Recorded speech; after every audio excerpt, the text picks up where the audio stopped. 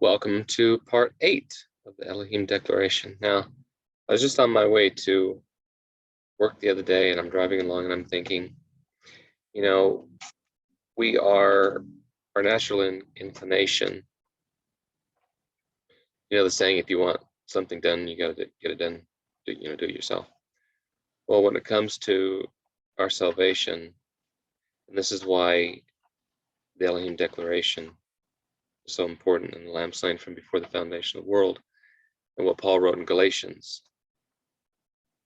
Okay, 3:27, the law of faith. Okay, so here's this law, right? So when it comes to the laws of the land, if you break that law, if you're speeding, you get a minor. Okay, you get a ticket, right? Law, you break the law. If you do something really bad, you may be sent to the state penitentiary and put away for a long time. So there's this law of faith. Is this law of faith going to be kept, or is it going to be broken? And every time we, when it comes to this law of faith, we break that law when we try to do something for our own salvation, for our own cleansing. And so in order to keep this law, the law is called the law of faith, and it's salvation by faith only by faith. And no, it's not going to be easy to, as Christians, we know Christ is real, he's living. We know where he is. We know what he's doing.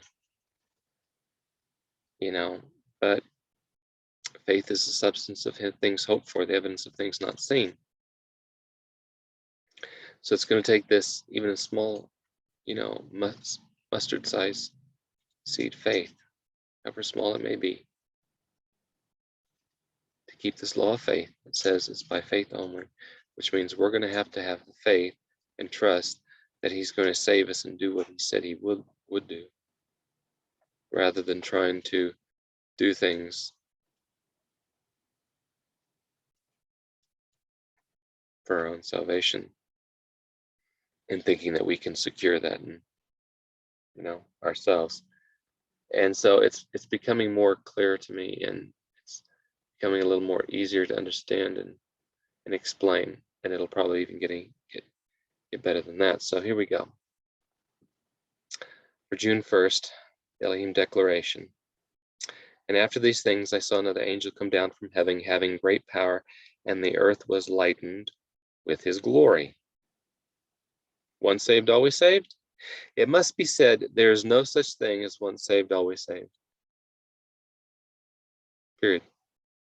Revelation 18 makes it clear, come out or suffer the consequences. Okay? So the theology of some very conservative folk, okay, here's our legalists of our day, say that Christians need to walk very, very carefully because anything can throw them off course in relation to their salvation and getting to heaven. And that's where this works, salvation by works.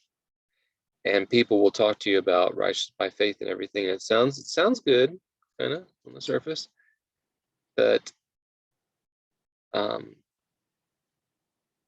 what it boils down to is a righteousness by faith plus works. And so the Elohim Declaration and what we're studying basically eliminates this plus thing to where it gets back to faith and faith only. So Romans 8, because whom he did foreknow, he also did foreappoint, conformed to the image of his Son, that he might be firstborn among many brethren. And whom he did foreappoint, these also he did call. And whom he did call, these also he declared righteous. And whom he declared righteous, these also he did glorify. So the first two verses reveal the order of the process. Foreknow, number 1. Number 2, foreappoint. 3, conform to the image of his Son. 4, the call. 5, made righteous. And 6, he did glorify. He foreknew, he appointed, he conformed, he called you, made righteous. he did glorify. What then shall we say unto these things? If God be for us, who can be against us? And I zoom this in, so hopefully you can read it on the screen a little easier, and I'll do one more. Okay. So we just go up to the top here. He who indeed his Son did not spare, but for us all did deliver him up, how shall he not also with him all things grant to us? Who shall lay a charge against the choice ones of God?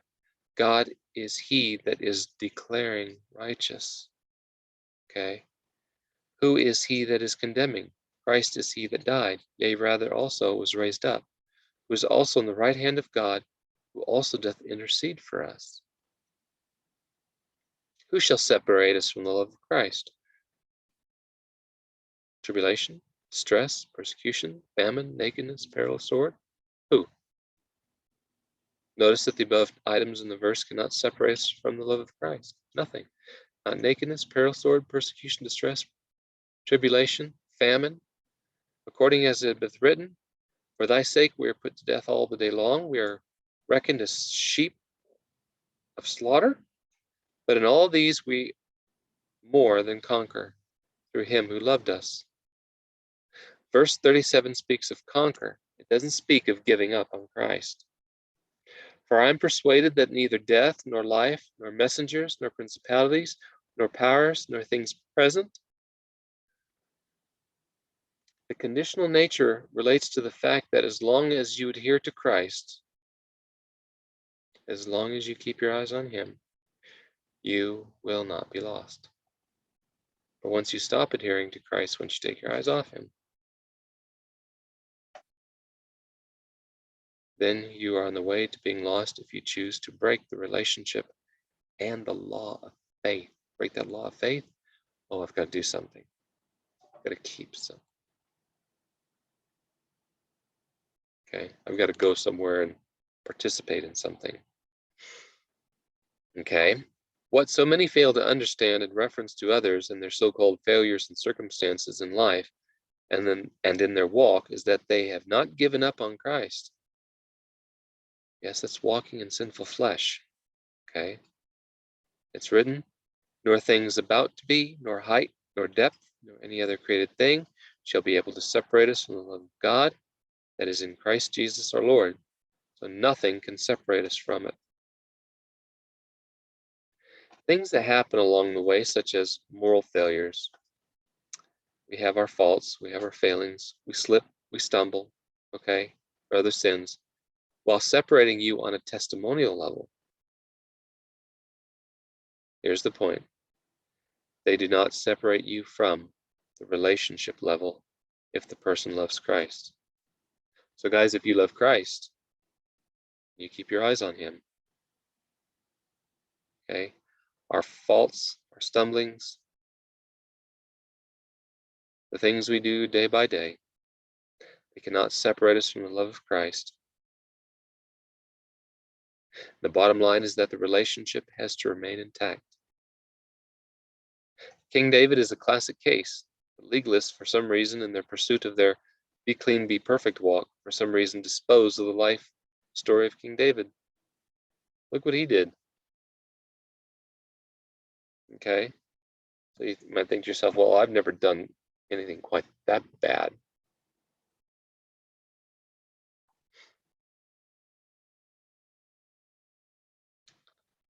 But, we're all sinners. So, when we break one, we break them all. But nothing can separate us from the love of Christ. So he's going to take care of this problem. We can't do it. There's nothing we can do to take care of it. There's nothing that we can do to be saved. And if we think we can, then we've already broken the law of faith. So the situation, Revelation 13:8, reveals that they could have had their names in the book. So remember the Lamb's Book of Life, Revelation 13:8. But a personal decision revealed the fact that their names weren't in the book. So 2 Thessalonians 2 makes it very clear by the statement, because they received not the love of the truth, that they might be saved. Okay? They received strong delusion to believe a lie. These are not the ones that are declared, he that is holy, he that is righteous, let him be righteous still, and he that is holy. Okay? Also, you cannot base salvation on works, since God sent the message by resurrecting the two witnesses in Revelation 11. No works.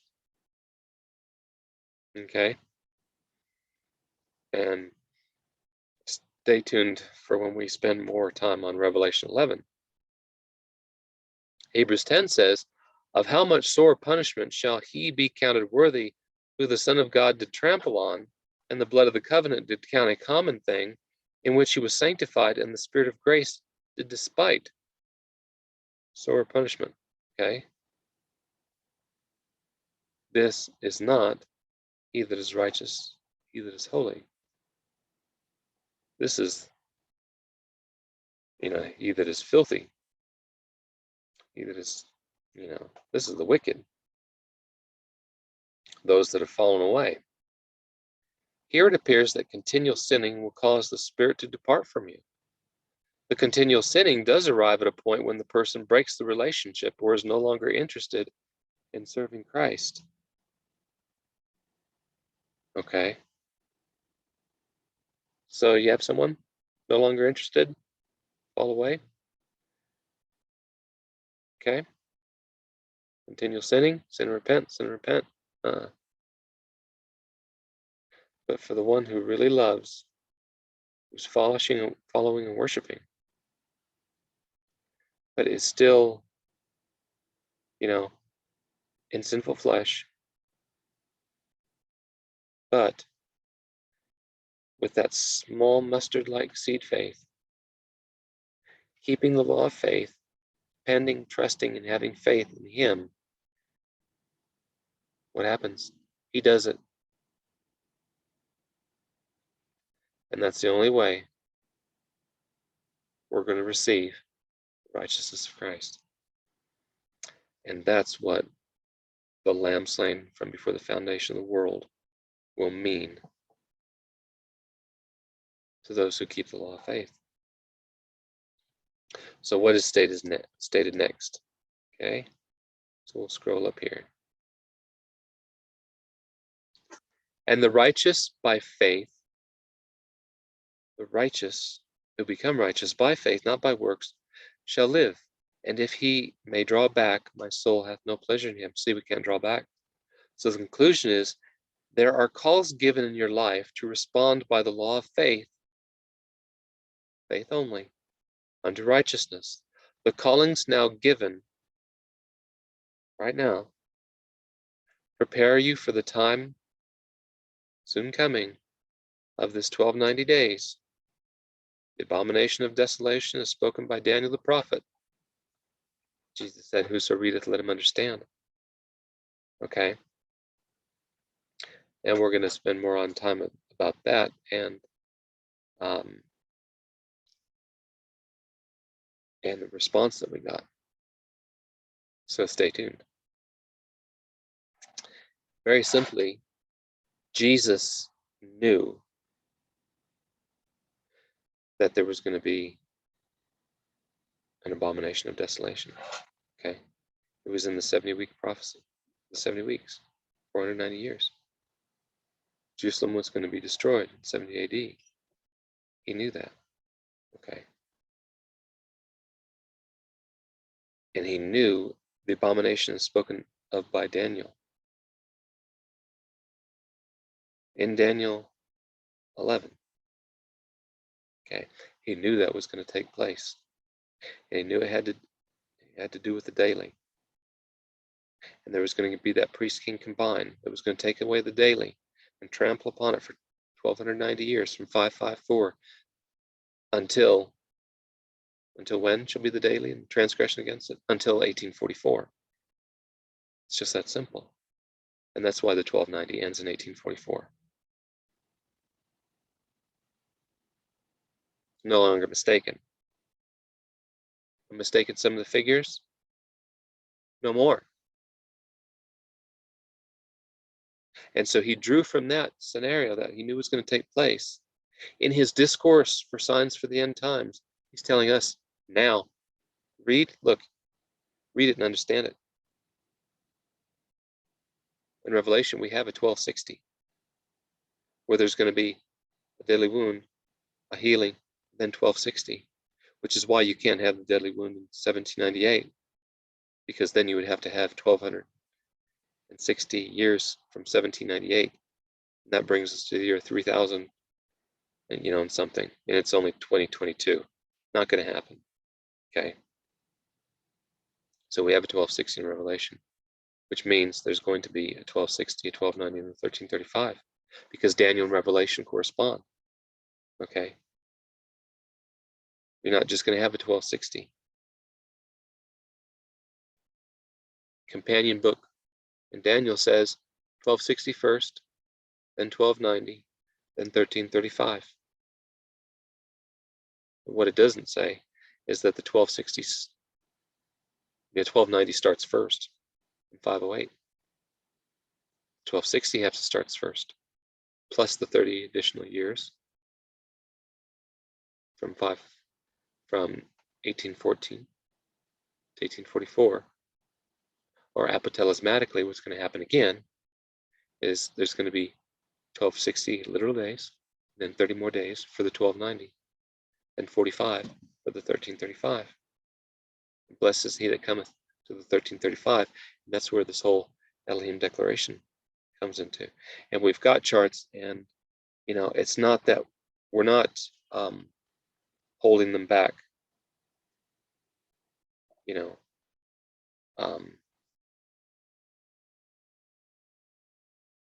for any wrong. We're trying to build up to that. Okay, so there's a time. So stay tuned for when we start sharing the charts. Okay, legalists who are in the extreme right wing camp of the home church movement, and yes, have left Laodicea, have only experienced one aspect of the cleansing unto righteousness of the Lamb slain before the foundation of the world, which is to come out of her my people. Okay, so you may come out of Laodicea and be in the home church movement, but it's not, that may be physically, but the spiritual aspect is a coming out spiritually from the errors, right, that you were taught in Laodicea. There has to be more coming out than just, not getting in the car and, driving to the physical structure of Laodicea every Sabbath. So come out of her, my people, especially corporate apostasy of Laodicea, which is based on the fulfillment, Jesus said, the probation for the nations, the corporate bodies, the churches. You see Jerusalem no longer trodden down by the nations. Then the probation for the nations is ended. And that's what Luke 21:24 is in all simplicity. 1967, the Six-Day War. 1980, Jerusalem, the capital of Israel. Jerusalem no longer trodden down by the nations equals the kairos, the probation for the ta ethne, the nations, corporate bodies, big or small, ended. Hence the message come out, especially Revelation 3.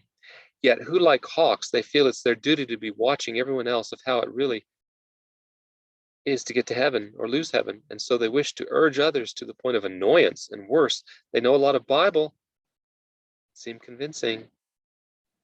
What does it break? The law of faith. They worship in home churches, yet bring with them what amounts to be poor wisdom, with a lot of unwanted luggage from Laodicea. Okay. Oh, this is describing, and to an extent, but I'm having to relearn, this is describing me. I worshipped in home churches. Poor wisdom, unwanted luggage from Laodicea. thinking it was my duty to be watching everyone else, how to get to heaven or lose heaven, urge others to the point of annoyance. I've done it. And if you see that you've done it too, then you're on the right track. Because it's a relearning. And it doesn't matter how long you've been out.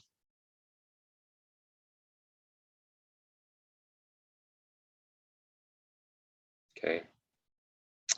When it comes to the scriptures and the matter of salvation, they want to really purge themselves and remind others of defilement or the possibility of defilement.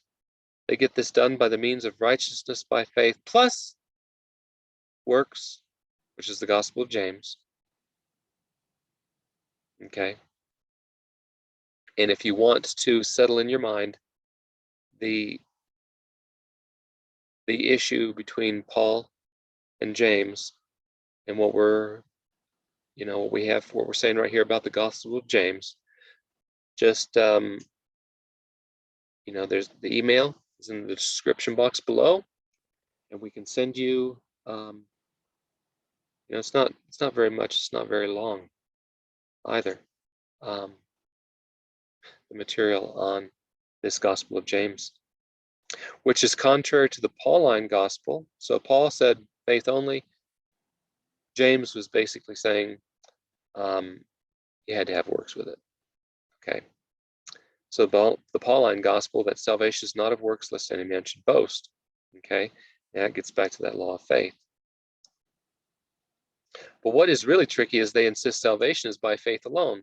So why would they forget Romans 8 or the King David or Manasseh? Okay. But they do. Here's the reason. They do not reflect the testimony of the age-long or everlasting gospel, which is basically saying it's the law of faith and faith only. Since legalism clouds the issue, did for me, the reader will have seen firsthand how any preaching under man in linen guidance is about the exalted men in linens who alone, okay, keep your hands out of it, who alone cleanses. Can you now conclude why Jesus said the legalist is unwelcome? Not going to happen. Focusing on the impossibility of cleansing the sinful nature is the domain of the man in linen alone. He cleanses the sinful nature. What do we have to do? Well, we're going to recognize it. We have to keep the law of faith, which means when you're keeping the law of faith, you're not doing anything. And this was all revealed in the type. Leviticus 16, they were to do no work at all, only afflict their souls. So start afflicting soul, doing no work at all.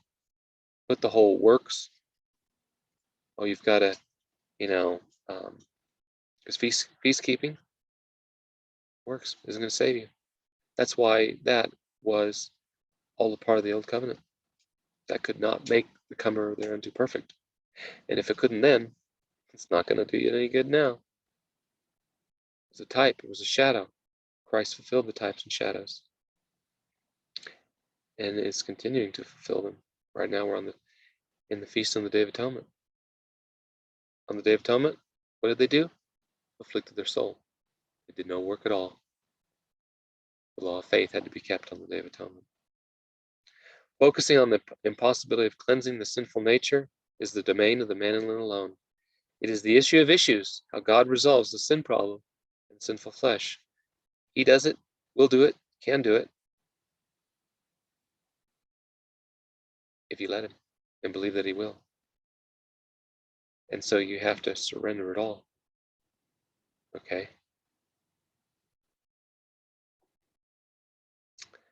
By not heeding the call and correcting their very own first angel blunder.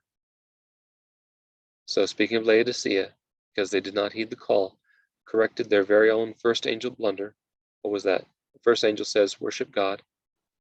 Sorry, fear God and worship him that made. What is that saying? That there were two. John 1:1, two in beginning, anarche. So the fundamental beliefs 2 and 4 say that there's only one. The first angel warns, said, no, that's wrong. There's two. Fear God and worship him that made. Forget all this. Trinity, one God. God in 3 persons. Masterpiece of deception junk. They have corporately fallen into line with the advocates of the false Shema. What's the false Shema? There's only one. What is the true Shema? There's 2. Simple. Without realizing that is right in their statements of belief. Oh, Laodicea. Grease with goods, having need of nothing. Okay?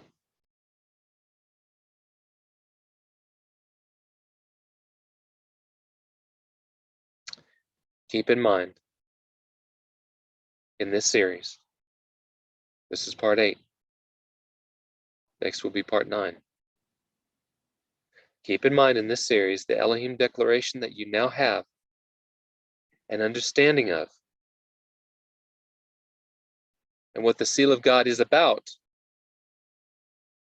Lamb slain, Christ's eternal identity, eternal righteousness, law of faith, the seal of God is about, and what it's not about.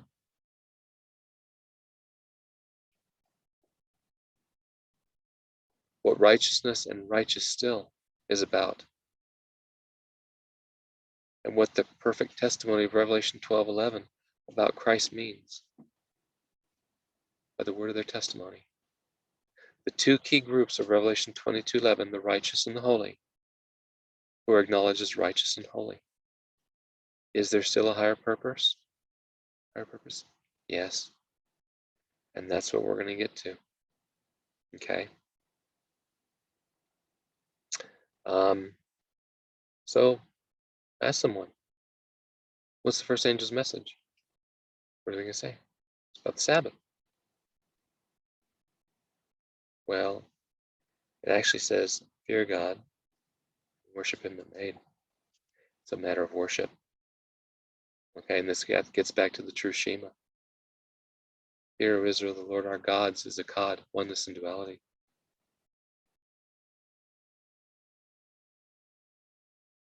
And where was it to be put?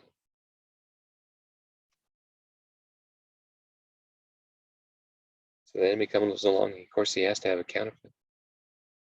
Mark of the beast is received where? Matter of worship, not a day. Not going to be the Sunday law. Sabbath thing. So worship, it consists of who you worship. God, who is he? Okay? Whether it's the central doctrine of the little horn, there's Trinity, one God, or Arianism, or all this other, Gnosticism. Okay? Christ being born, birth, brought forth, begotten in eternity junk. It's John 1:1. 2 in beginning. First angel's message, 2 in beginning. Okay?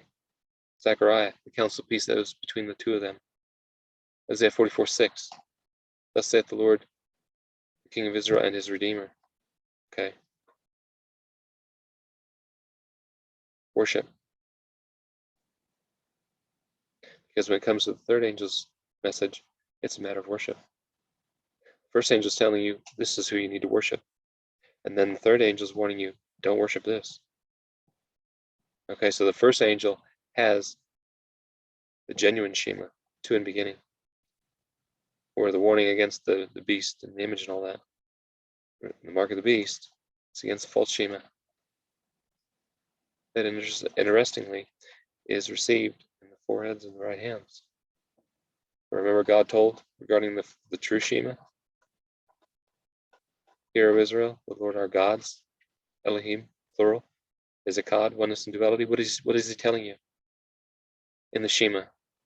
To worship the 2 who work together as one. God's Echad.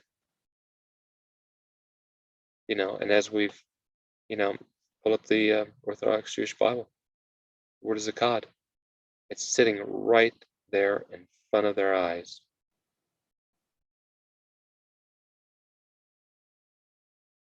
But they can't see it because they don't want to. Okay, so hopefully this helps as we get ready for part 9. And there'll probably be some other videos that we're going to do to get caught up with in between part 8 and 9, like we've had. So stay tuned and keep watching, and hopefully this helps. Any questions, comments? You need some help? Look, contact information is below. God bless and take care.